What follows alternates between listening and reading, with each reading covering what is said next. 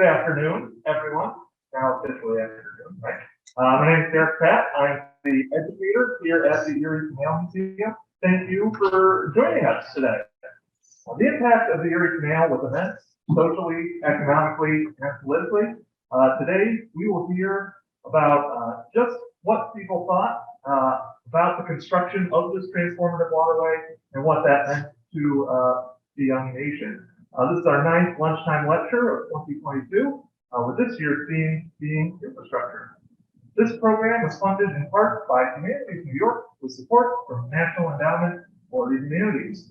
Our next lunchtime lecture on October 20th will also be hybrid with both on October 20th, that'll also be hybrid with in-person and virtual options. That lecture will not the best speaker we've ever booked. It's going to be our reviewed educator, Derek Pratt, and it will look at the canal system's one of its most enigmatic side canals, the Genesee Valley.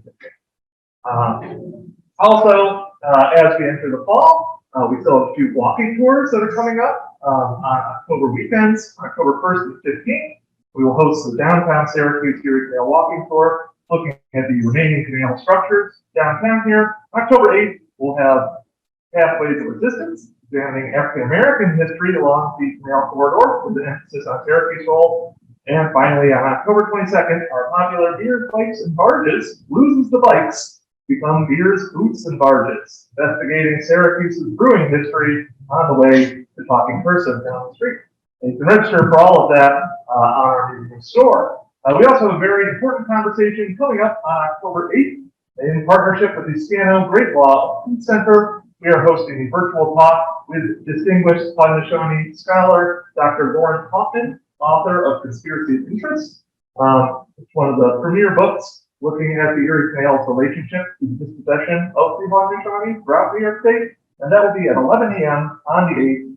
And like all programs, you can register at eriecanalmuseum.org/store. We'll also put links to all those programs mentioned here into the Zoom chat.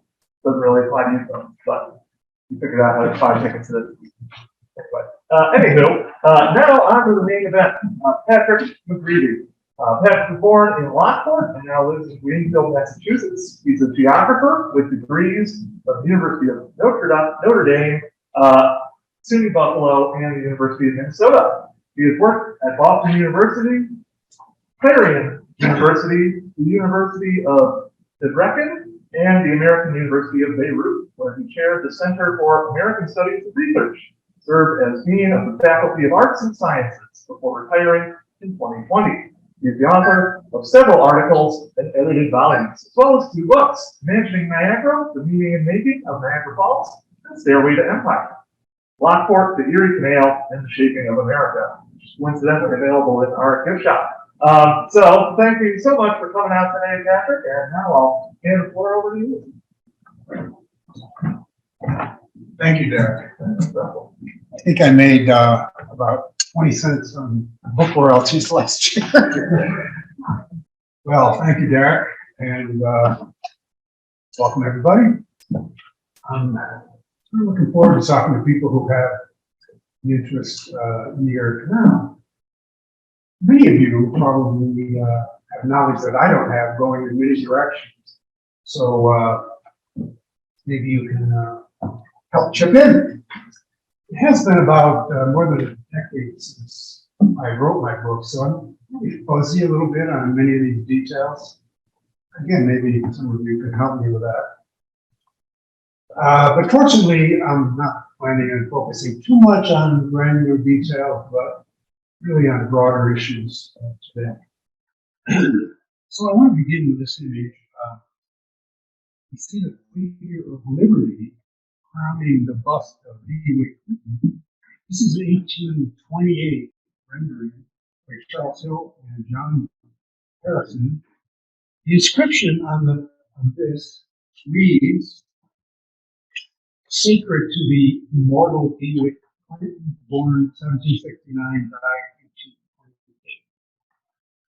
Now, 10 years later, in 1838, Henry Dearborn, who was a New England proponent of internal improvement, proposed to placed a giant memorial at Buffalo, where the canal entered Lake Erie. He envisioned, quote, a colossal bronze statue of the illustrious Stewart Clinton, 100 feet high, holding aloft in one hand a flambeau as a beacon light to designate in the night the entrance, and pointing with the other hand in the direction of the route of the Erie Canal. 50 years later, Lady Liberty lifted her lamp, the words of Emma Lazarus, beside the Golden Door.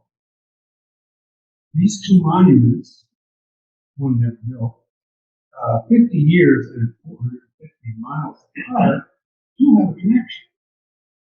The Clinton monument embodied what early supporters of the canal dreamed of, to make New York the Golden Door, to a continent full of possibility. His torch would not only light the way inland and back, but proclaim a kind of marriage or flashing of the canal, of the coast, New York City, with the interior of the continent. Clinton's other hand pointed east toward the route of the canal. The canal that was enabling that very connection. And without that connection, the entrance to the Hudson could hardly be imagined as a golden door. It's interesting that these two figures, in the 1828 vintage, were already beginning to connect the Erie Canal with emerging national aspirations. And that only 10 years later, the proposed statue of Clinton indicated how those aspirations had already begun to be amplified by the canal's impact. Now, my approach to the Erie Canal, or actually any distinct human creation, is not primarily analytical in the sense of breaking it into its parts to try to understand it. Rather, I'm trying to hold things together, see the canal comprehensively as possible, to see how the inspiring and admirable aspects of the canal project are bound up with darker realities, almost like two sides of the same coin. There are many points of view about the Erie, but there clearly is a dominant story, often heard from politicians, boosters, and sometimes even Europeans. This celebratory story conveys part of what is real, but also excludes and hides other realities and other perspectives. It's not that it's simply wrong, it's just incomplete. So how are these more veiled aspects of the canal tied to the dominant story? Well, I think it's important to recognize the incompleteness of the celebratory narrative, in part because there are always pressures to change the story, to mold it for other purposes than trying to find out what is real. This distorting process is often unwittingly aided by people in universities, historical societies, and indeed museums and similar institutions intended to inform the public because they too are in a context and they too have pressure. It does raise a question, however, how should we present the story of the canal to the public, particularly at a time when many are questioning what and who we celebrate and what and who is left out.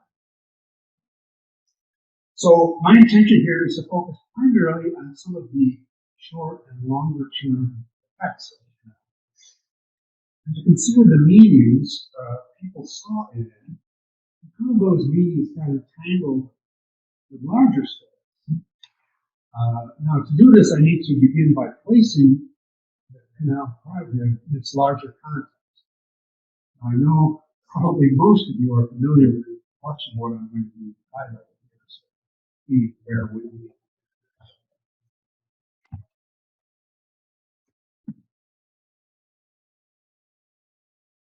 Topographic map of North America. The conception of the canal project is bold and imaginative. Grasping this requires us to think about the entire country. The earliest Europeans who arrived in North America looked for positions that commanded passageways into the continent's interior, like Jacques Cartier in the St. Lawrence Valley and Henry Hudson. Bears his name. The position of the former 13 colonies after the Revolution was hardly promising.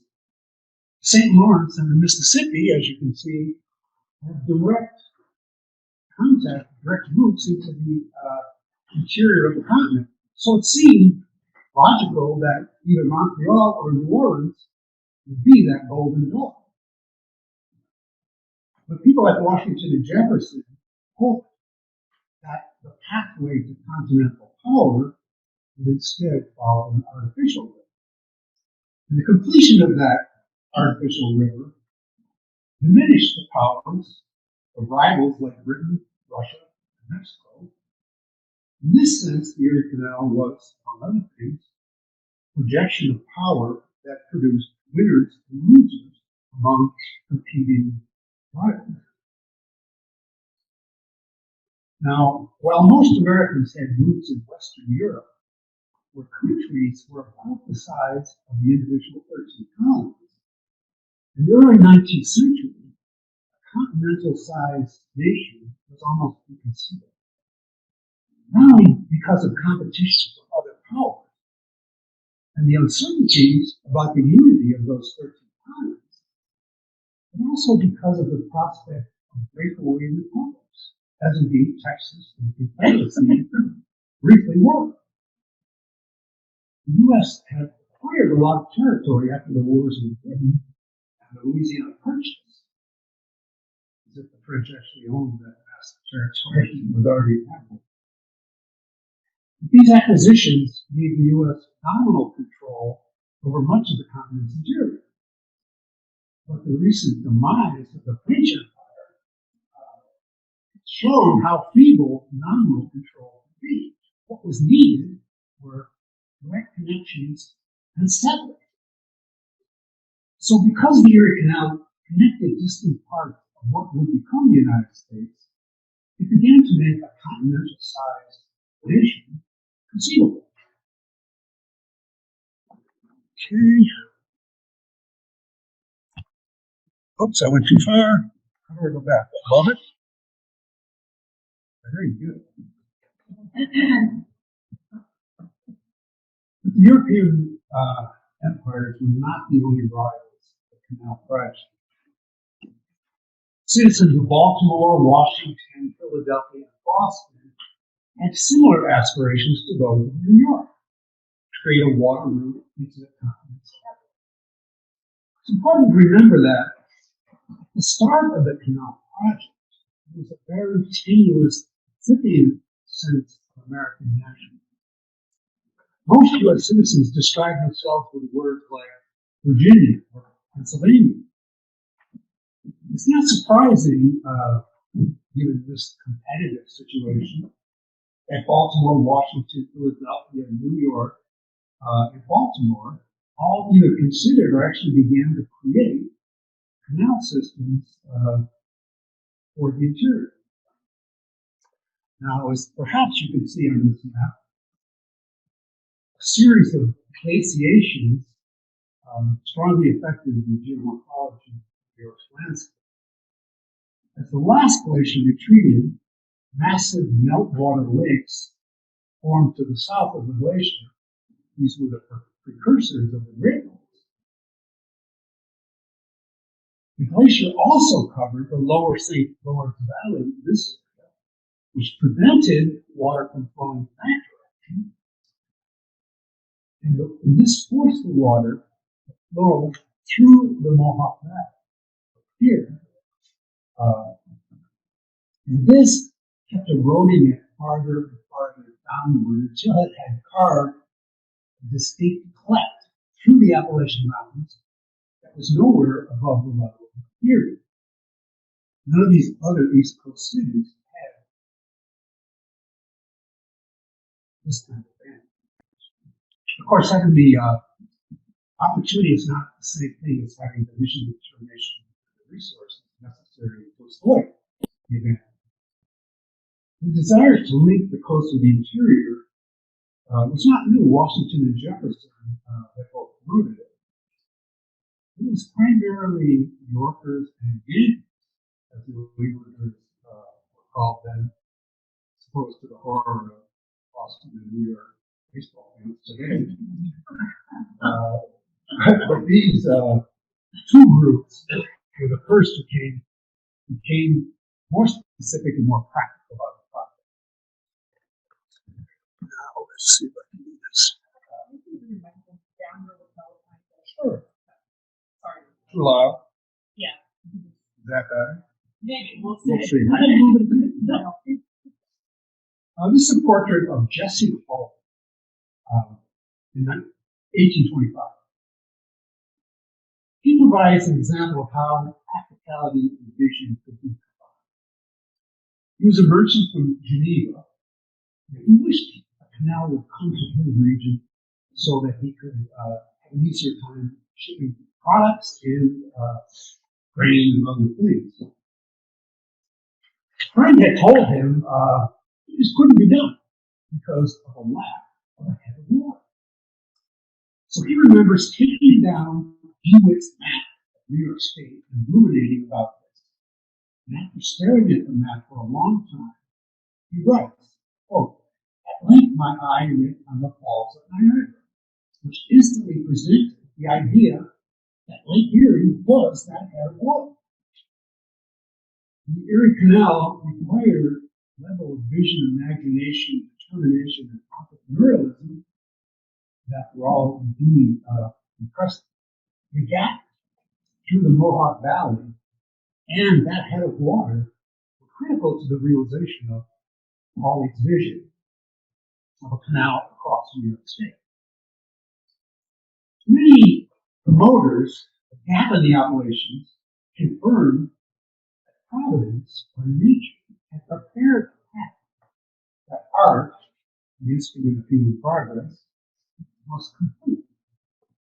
Elkanah Watson, an entrepreneur living in Albany, put it this way in 1791.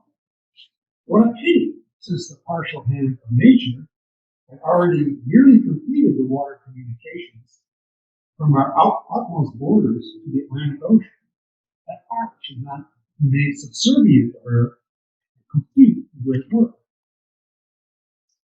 Some later versions of this idea suggest that although nature had resisted, the energy of Americans easily overcame it.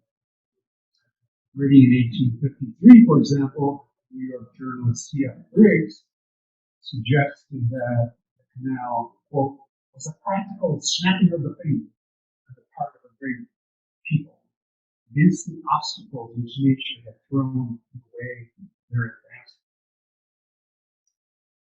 Others saw in the canal project a kind of war, which nature's resistance was significant. There seems to be kind of a metaphorical confusion in many of these responses. To label it a war, to stress the difficult obstacles, makes the accomplishment more impressive in some way.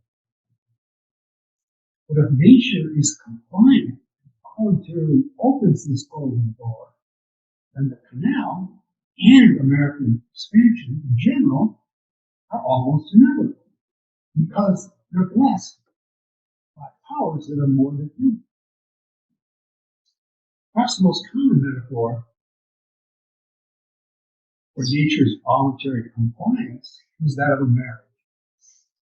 The moment when DeWitt Clinton poured the keg of Lake Erie water into New York Harbor, signaling the completion of the long struggle, was immediately followed with an address by Samuel Mitchell, who saw this consummation, in his words, as a marriage of the monarch of the sea with the lady of the lakes, the wedding of the waters.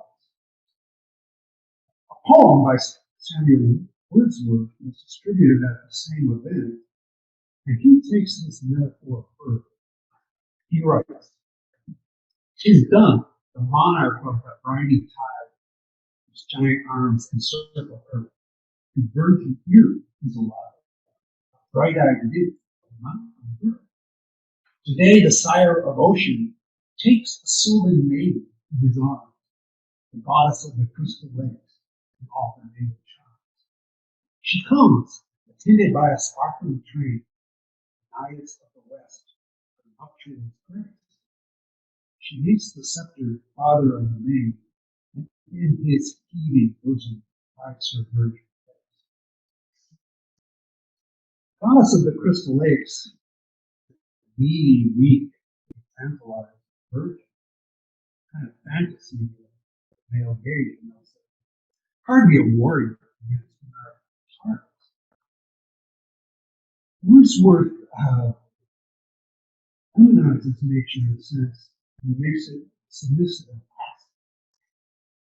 Was this marriage based on mutual attraction or something less consensual? The natural gap in the operations, among other things, convinced you, now supporters, that the project confirmed a providential destiny, the manifest.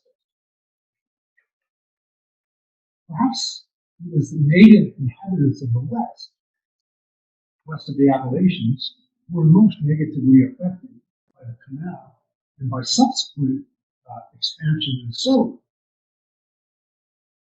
But as many of you know, it wasn't only the West that was affected. Clinton-Sullivan campaign during the Revolutionary War broke the back of the then Six Nation Confederacy. Construction project of General Clinton's son, DeWitt, promoted was only possible because of the more violent victories of his father. And the canal was constructed as the facade to be dispossessed. Of course, the land we are on here is part of the home. It's not just important to acknowledge it. You also have to realize that Native peoples are still here. And unfortunately, the dispossession has not been. A couple of examples. In order to build the reservoir that was required for the massive Niagara Power project in the 1960s, the land was simply taken from the Tuscarora reservation. And this left Niagara Falls shadowed what it had been when the natives surrounded it. The flow was reduced to 1/4 of its original volume, except during the daylight hours of the summer tourist season, when it briefly increased to 50%. Sorry for all of you who have only seen it since then. I've only seen a little fraction.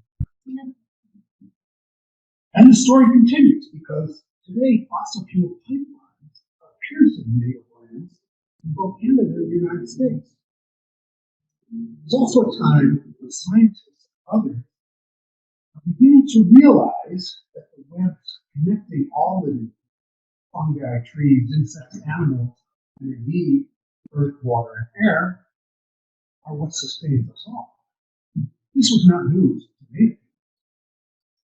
We're in the midst of an unprecedented environmental crisis. We badly need their perspectives. The priority right now, I think, is to stop the dispossessions and listen to those who are aware that humans are not the crown of creation, they're part of everything surrounding them. Okay, back to the 19th century. In a retrospective glance, almost 3 decades after the wedding waters, and the impact of the canal, and the appropriateness of the term empire state have become obvious. C.F. Briggs, who I quoted earlier, wrote, "The Anglo-Saxons have a patent from heaven to improve the earth. To level mountains, to excavate rivers, to bridge the impossible chasms, to exterminate the useless tribes that encumber the earth without improving it, and to unite together the utmost parts of the world." Now, Briggs was one of the most unabashed supporters of manifest destiny. But perhaps he put in plain words what we would have agreed, but maybe hesitated to state that the extermination of these so-called useless tribes was as natural and as inevitable as water flowing down a hill. We're not responsible for any of it. Canal was a projection of power, followed by further projection that decimated native roots. From their point of view, it wasn't a marriage, it was a thing. In Clinton's ceremonial journey from Lake Erie to New York, the leading boat was called the Seneca Chief. The second boat, Noah's Ark. It contained a pair of animals, pairs of many animals from western New York, plus two Seneca boys in traditional costume.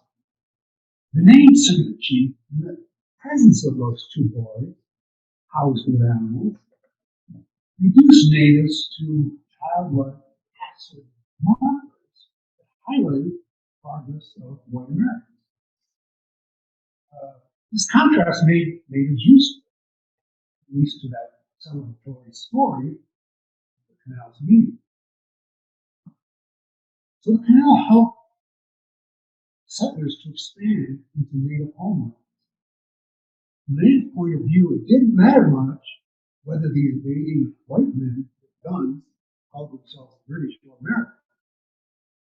Settlers who were originally from Europe completed the job of continental conquest. After that, the original empire left. Of course, this is what is called settler colonialism. Now let's look at another aspect of the Erie Canal. In the decades before the Civil War, the canal had already helped connect the Great Lakes region and make it prosperous and strongly tied to New York and the Northeast. It was as if the North had expanded throughout the Great Lakes region and beyond. The thrust of these settlers came first from New England and eastern New York State. They were soon joined by immigrant laborers, mostly via New York City. The westward migration expanded what some call Greater New England, because the people and culture of New England so influenced not only New York State, but also areas of Ohio, Michigan, Illinois, and beyond. Thinkers and entrepreneurs who experienced the early industrial developments of New England played a very key role. The Great Lakes region became economically and culturally tied to the North. Many people were absolutely aware of the key role the Erie Canal had played in this development. Now, one marker of this, which I'm familiar with because I looked at Lockport and one other places, was the founding of over 20 towns called Lockport that appeared after 1825 on western canals, mostly in the Great Lakes Basin. The most important of these was Lockport, Illinois, on the Illinois and Michigan Canal, at a key locking point between Chicago and the Mississippi Valley. Perhaps the most important links between these two lock points were forged by a man called William Goody, who was born in the village of Bristol, south of Rochester. Many members of Goody's extended family had already moved to Lockport before the canal was complete. William Goody moved to Illinois and soon became chief engineer on the Illinois and Michigan Canal. The Goody clan eventually was almost evenly divided between these two lot points, and there were continuous migrations back and forth. William's salary was higher than any public employee in Illinois. The statute in Lockport honors his contributions to the development of Illinois. The two lot points were important for the rise of New York City and also what was called the second city, Chicago. These and countless other connections were key to the Great Lakes region's support of the North and in the Civil War. Oops. This man was from Alabama.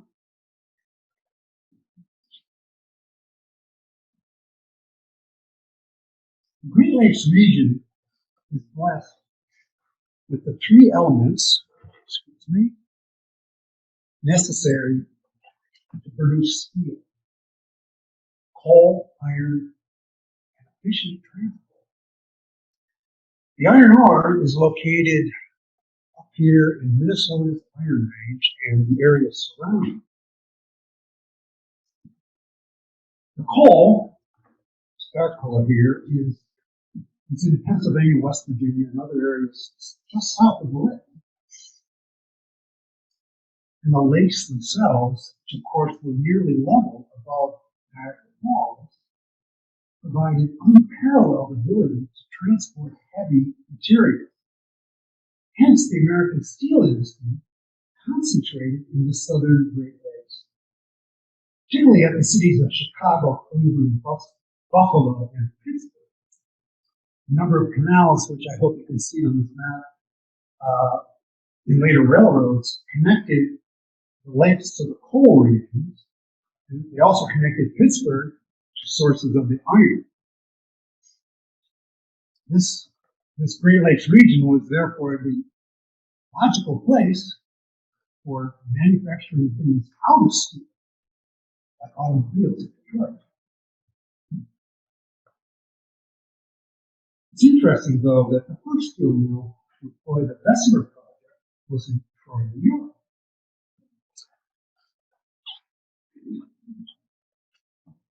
Indeed, it was the connection of the Great Lakes to the already developing Northeast manufacturing belt, which you can see in the red color here, that produced what was, until a few decades ago, the greatest single industrial region on the planet, stretching all the way from Minnesota to Boston. By the time that U.S. manufacturing was peaking, though, the Erie Canal had ceased to be a vital contributor. But had the canal not earlier tied the Great Lakes to the emerging American Republic, that entire region may have been in other hands. To step back a little bit, it's clear that the westward thrust that the canal helped to instigate was continued by projects like the Transcontinental Railroad, also relying on internet later. But the thrust didn't stop at the West Coast. Near the turn of the century, it continued west to Hawaii, Guam, Philippines. Then the United States claimed the Panama Canal Zone by force and forged another projection of power that, among other things, connected American commerce and its two fleets. Just as the Suez Canal united Britain with its Asian colonies like Hungary. Both were very clearly projections of power. Now, I'm not sure how far to take this trajectory. The U.S. does have 800 military bases around the world today. The largest single concentration, I believe, is still in the canal.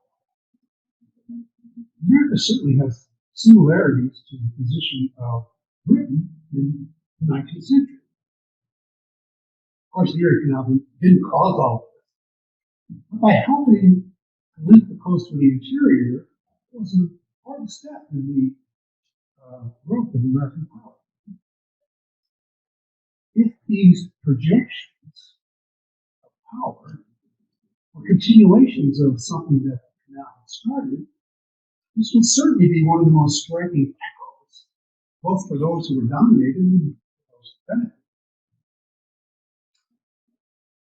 The inventiveness, switching gears over here, that was so evident during the canal construction, it continued, especially along the region of the canal's path. Not only in engineering and industry, but in many other dimensions.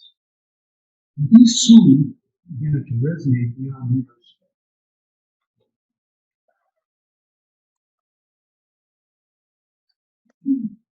So from the start, canal was the focus of imaginative innovation.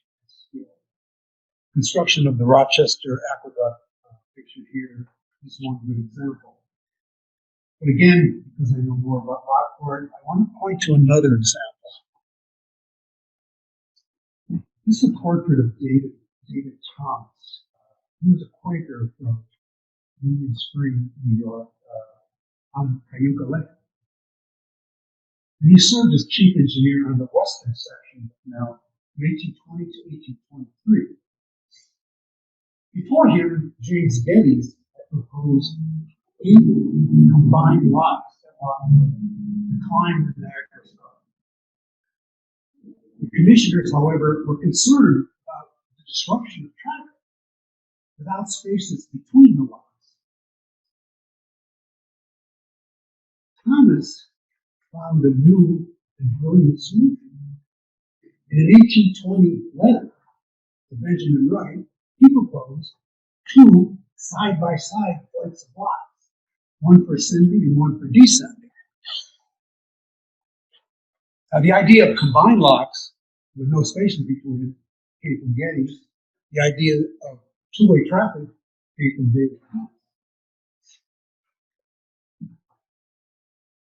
I've been trying to find precedent for Thomas's conception of divided two-way traffic. I've been looking, but I haven't found any of them in precedents in European canals. The only thing I found so far is a divided road built in 1860 in Carver, Massachusetts. It had a row of trees between 2 lanes. This was 40 years later. The idea was obviously applied to later canals, the enlarged Erie, Panama Canal, the Sault Ste. Marie locks, and many others.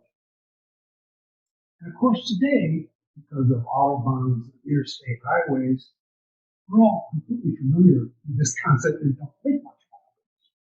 But if it's true that Thomas's invention is really the start of all this, that would indeed be another remarkable consequence of the canal project. Another artifact of the canal in the decades after 1825 is described by Nathaniel Hawthorne. He traveled the river canal in 1835. He wrote, "The water of this canal must be the most fertilizing of all fluids, for it causes towns, with their masses of brick and stone, their churches and theaters, their busyness and hubbub, their luxury and refinement, their gay dames and polished citizens, to spring up. In time, the wondrous stream may flow between 2 continuous lines of buildings, one thronged street from Albany to Buffalo."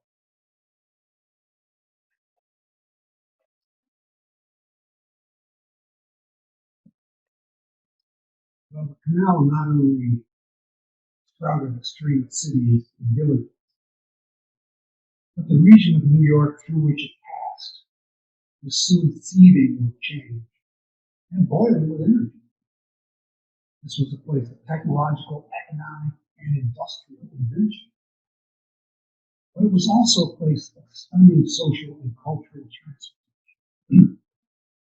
It was a region that contemporaries called burned over district, because revivals and other spiritual enthusiasm repeatedly burned through like wildfire.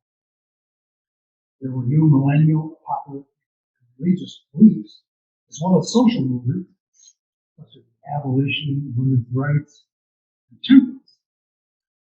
Because an important center, and it became an important center of the Underground Railroad under the influence of people like Frederick Douglass and Harriet Tubman, who you can see here. It was one of the central places where the market revolution was upending old ways. It was a place also of class bifurcation. Common laborers, recruited from among immigrants, blacks, and the otherwise impoverished, found themselves in a new world of wage labor. Instead of the more patriarchal systems in Europe, and or indeed American slavery, workers were paid in cash, but free from the guaranteed sustenance that those other systems had provided. They were cut free to sink or swim, especially when a project reached. The presence of these so-called maskless men, free from former constraints, one of the things I argue in my book, also helped generate what we call middle-class culture. So I will begin to conclude by returning to Lockport, in the canal town I know best, to see how these things play out in the excavation of the deep cut through the mountain ridge. So just to set the stage for this, I want to describe why the deep cut was so decisive for the canal project.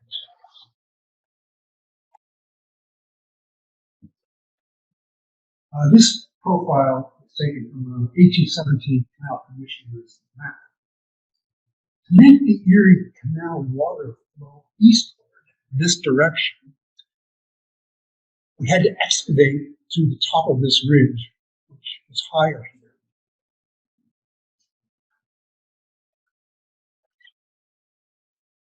Now, this is a digital elevation model that's been laid over the top of that map. Incidentally, you can see the Niagara Reservoir right here, which was taken away from the Tuscaroras. The darker blue indicates higher land, so you can see that this escarpment was higher here than it was in this direction. So this was what needed to be cut through.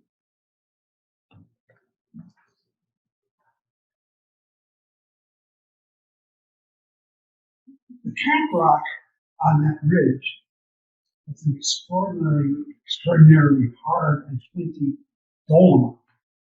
It's the literal reason why Niagara Falls never eroded into a series of cascades.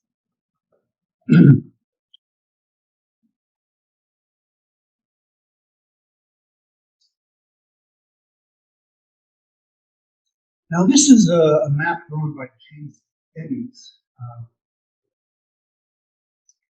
showing the route from the creek.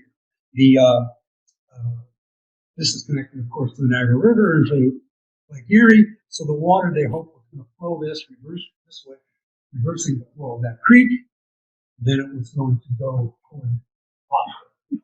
I don't know if you can see this very well, but this is the depth of cutting. As you go farther toward the ridge, the depth of cutting gets deeper and deeper. It's well over 20 feet. By this end, you can see this is the staircase of locks to be proposed. No gaps between them. He proposed 8 locks, standard 8 foot. You see how much above that top lock had come off before you could build them.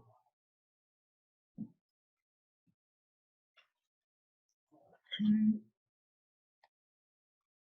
This is George Catlin's image of the deep cutting in the deep cut. A large workforce of common laborers, 1,100 of them in 1822, perhaps 1,500 or more eventually, toiled for a full 5 years, while citizens from New England and other northeastern regions attempted to develop the town and create settled lives. When contractors were engaged in 1821, commissioners directed and expected that the work would be finished in 2 years in 1823, but it took 2 years longer than they expected. Even as more and more of the rest of the canal was completed, until finally this was the only thing left. And there was increasing pressure on the work. Erasmus Turner, a local settler, commented that upon his arrival in 1822, quote, log, boarding houses, and Irish shanties had been strung along the whole distance, and rocks were flying in all directions. By the way, those boarding houses are interesting because when you walk into them, there's a row of bunks in a long linear fashion Some people think it may have been actually inspired by canal boats. Other people think the airport longhouses may have been. At any rate, you can imagine what it was like in those times. Linus Spalding, who would become an industrialist in Lockport, added that along the whole line of this deep cut were groceries. Now, groceries at this time were not only places to buy some supplies, but perhaps primarily they were places to consume alcohol. Alcohol was part of the labor agreements. Now, based on the available evidence, it seems that at the deep cut, workers were given about 13 1.5 ounce shots per day. Perhaps more when you got closer to the end, it may have been more and more. This deep cut was kind of a deep cut. One citizen commented that on some days the list of killed and wounded would be almost like that of a battle. Another reported that hundreds died in the cut. We don't have very good evidence because there were two significant riots at the start. The second one was sponsored by an Orange Day celebration. The minority of the Irish immigrants were Protestants. Over 300 Catholic laborers marched through the town armed with guns and cudgels. This so alarmed the Lewiston paper called the Sober Yankees of Lockport that they called out the militia. And as reported in a Lockport paper, quote, they procured arms and organized themselves into a body. They were able to drive the laborers back. The riot was explained by the Lewiston paper as an importation of rivalries from the old world. The sober Yankees couldn't imagine that the explosion of violence and anger was in any way connected to the workers' experience down in that age. It's interesting that Craig Williams, many of you might know, worked at the archives so many years. He recently shared a newly discovered letter from Elzar Bingham, a man from Tea, who wrote this to a group of Mountain Ridge contractors in 1822 in the middle of construction. He traveled along the whole route of the deep cut. After examining conditions and seeing the quote, putrid food that was available, he came to the conclusion that, quote, sickness must be the natural consequence. This is obvious in camps among the soldiers in wartime, and when they only occupy these sites for a short time. End of quote. Napoleon's army that invaded Russia in 1812, a few years before this, lost more of its soldiers illness, cold, and other conditions than they did in battle. Bingham suggested to the contractors that because, quote, you have a great work to do and must employ a large number of men, you should build a comfortable house for the sick and the wounded. I'm not entirely sure what to make of this, but it certainly resonates with the other end. So when, in response to marching laborers, the citizens formed themselves into a body, you can see the development of this class bifurcation. Middle class culture was beginning and it was being transformed. And by the way, the enthusiasms I spoke of in the burned over districts were happening among the middle class people, not the labor class.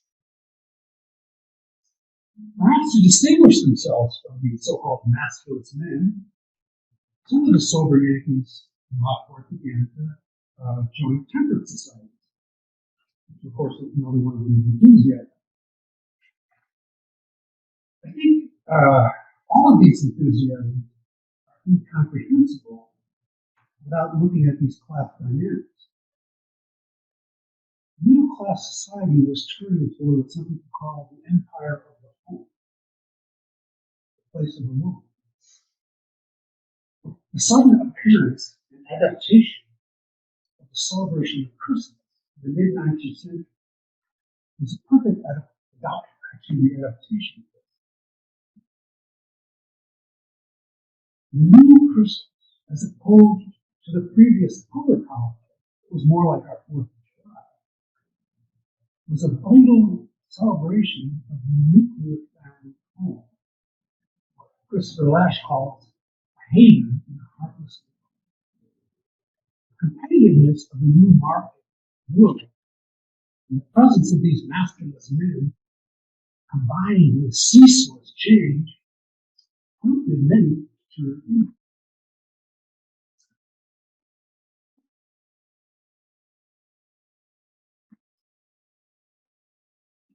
Well, this was the task finally completed. This is what Clinton's vote the Senate chief seems to be heading toward Buffalo based on where the towpath is. I guess we're going up to pick up the can of water, ceremonial journey back east.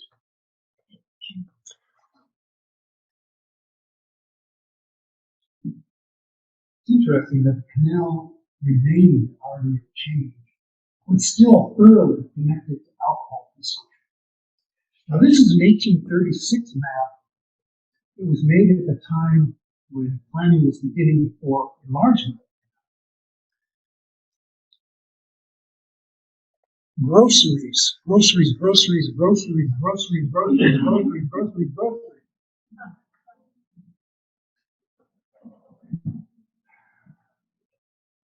Now, this map by Wilson, it's a lithograph, is from the exact same year.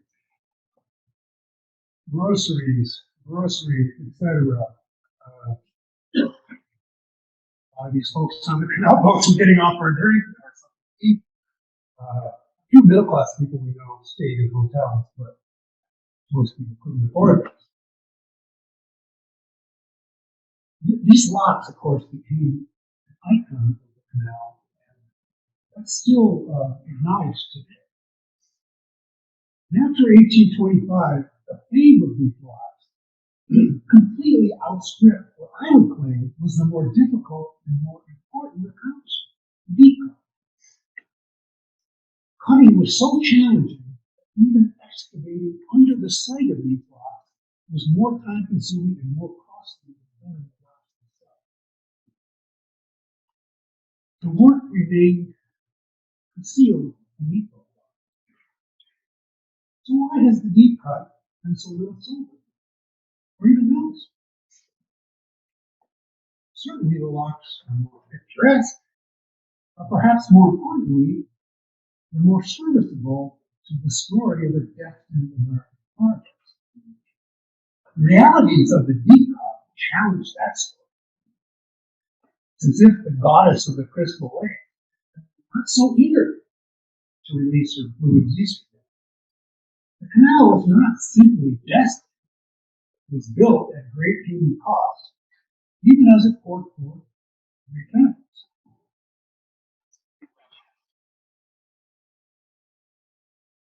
Well, I'm happy to see monuments like this one in Lockport that celebrates Lockton instead of just the I think we should take it a step farther and give the story of the deep cut and the laborers who toiled there the important place it deserves. When it comes to how we understand the Erie Canal, how we tell the story, I think we should include the full picture, which combine the celebratory narrative with the realities and the people that it excludes. Now, in my view, this can only make the story way more interesting and way more compelling. George Carroll Oates, from Lockport, wrote that Lockport, quote, is an object of utter ineffable beauty. Not mere prettiness, but something more brutal, possessed of the power to rend one's heart. She also said at Lockport, it's possible to love something that's complete. I think we could apply that to the entire. Thank you.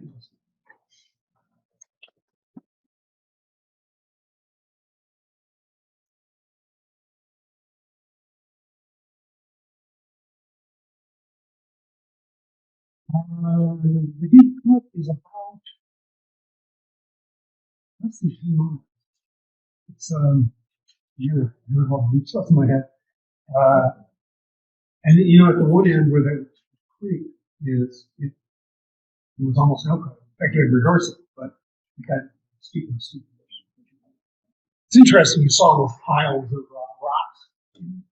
Anybody visits Lockport, New York, you'll see an enormous number of stone buildings made out of those piles of rocks. True of a number of canal places. You literally see how distinct the towns became because of the kind of rocks. Yes. Thank you so much for this. It was such a great presentation.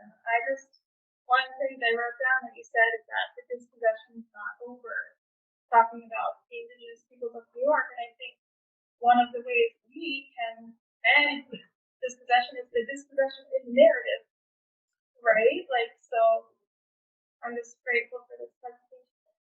Yeah, I agree. You know, including that perspective really makes it more interesting to see the whole picture. Yeah. Sure. Well, yeah, as you go along the canal, there are many towns that are literally would have been in the middle of nowhere. Middleport, Gasport, Lockport. They became ports in a sense, even though they were not on the sea. And this was the one that had a lot of locks. Now, during the construction period, it was simply called the Mountain Bridge, and then became Lockport. It's interesting too. Lockport is kind of a forgotten place. Who would know that it was? You know, I didn't go into it this time, but tremendous amount of writing about it in the period, and people said this is like the Silicon Valley is the most advanced thing anyone has ever seen. Again, technology moves quick, and we forget what used to be impressive. Just like we forget what change means. I mean, we're living in an era where we think digital revolution is changing every 5 years. You know what was happening in this period was also amazing change. It was so fundamental, moving from kind of agricultural world to industrial labor market economy. It was shocking, and a lot of shocking things happened. Now, I hate to say this, but I was just noticing over there, the picture of the Lockport Locks, and it said Nathan Roberts overcame the mountain bridge to the east. But it's not true. Nathan Roberts reduced the size of the individual locks from 8 foot, increased from 8 foot up to 12 foot. Now this meant you only needed 5 instead of 8. He also, put the finishing touches on and designed the locks and all of that. But it was Geddes who came up with the idea of combined locks. It was Thomas who came up with what I think is the most interesting and maybe far-reaching idea, and that is two-way traffic. Which we're all so familiar with today because autobahns and interstates. But I think that the story has been told over and over again in such a way that certain things are forgotten. Now, Thomas is just something that happened historically because the locks became such a focus of tourists, really. People going to Niagara Falls and they would stop and say, here's the greatest wonder of nature, and that's the greatest wonder of art. I've got a question from the Zoom that came from earlier in the presentation. Okay. Yes, why Jesse Polly rather than Joshua Foreman or James Geddes as visionaries? Well, you're right. I was giving him this kind of example of how, you had a vision. And how the, Can you repeat the question? why was Jesse Hawley, why did I talk about him rather than Geddes or other visionary people? I was just taking an example. Because he kind of had an immediate vision looking at Niagara Falls and said, there it is, And, things like this were happening with the canal project all the time. People were really using their imaginations, and most of these people were not trained as surveyors or engineers. They learned on the job. Now, many of them, particularly New Englanders and people from Eastern New York, had been farmers, had been tinkerers, had been blacksmiths. They'd done other things that gave them some background. And obviously, they were energetic, bright people. Great. Yes. You referenced Nathan Roberts on campus, so his residence still stands and still occupied. Is there anything in Lockport? I haven't been to Lockport either. Is there any museum there or? Yes. Right between the lots, there is a museum now. They've tried to develop. They rebuilt the old Enlarged Lodge. Well, soon you'll be able to take both up and down now. They're trying to develop, some tourism. And there's a number of other small museums there that talk about this. And once again, they barely mentioned David Thomas. I don't think it's intentional. It's just that it's been forgotten. So, maybe we're visiting or taking the bike path or something. Lockport, like a lot of industrial towns, has across New York State, have hard times. It was because of all the knowledge about hydrology, that was developed during the canal period. A lot of the innovation in Lockport was based on flowing water. Burns Holly, the man from Lockport, developed the first pressurized water system for a city, and went deep beneath the city, below the cross level. And in order to he wanted to be able to fight fires, because like every other city had been burned through a number of times. So he had to invent something that would get that water from beneath the frost line up to the top without freezing. And of course, it was the fire hydrant. There's one of those in the Lockport Museum. So there he is. He also developed district steam heat.